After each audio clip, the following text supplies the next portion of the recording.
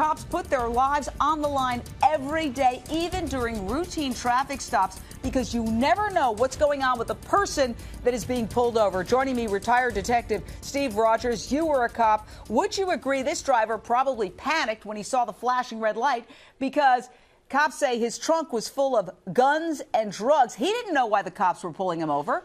Jane, what a chilling video. I could tell you that we learn in the police academy that no traffic stop is routine. You never know who's going to get out of that car. But I'll tell you what kind of boils my blood, and I'm sure you'll touch upon this later. I understand this guy had a criminal record, and that's part of the problem we have in police work. A lot of these guys have violent backgrounds, and these judges let them free. And look, we almost lost the life of a hero cop. Thank God we didn't. Well, let me go over his charges. In 2010, he served 3 months in jail on a drug charge. He was arrested in 2004 for assaulting a police officer and resisting arrest. So I got to go back to you, Steve. As a former police officer, let's assume that for a second, if the cop had flagged him over and he had stopped, would you have run a background check, or would you just have given him a ticket for a broken taillight and let him go on his merry way? Was he panicking for a reason, or was it irrational panic? Oh, he panicked because he had that arsenal and drugs in his car. And yes, we would actually call for a backup unit. We would do a background check. Had he stayed calm, the officer would have probably never searched that trunk. It was a traffic violation, but he panicked, and look what happened.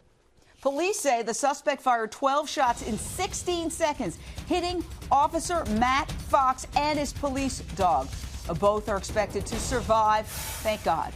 Then the suspect takes off to his home and grabs an AK-47, and by the way, took his dogs as well from the house. A search of his car revealed the rest of his monstrous arsenal: 5 guns, including an assault rifle, scopes, ammo, a police scanner, knives, 4 machetes.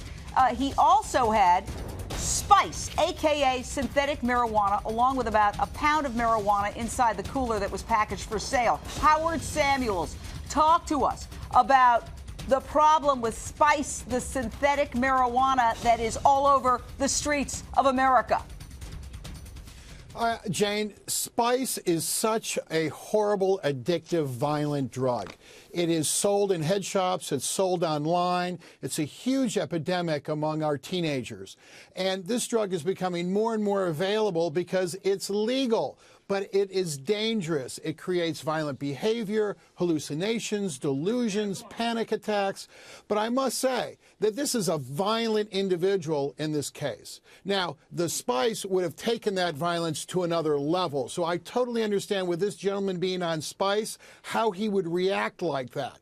But this is a violent criminal to begin with, and that is what is so vital to understand.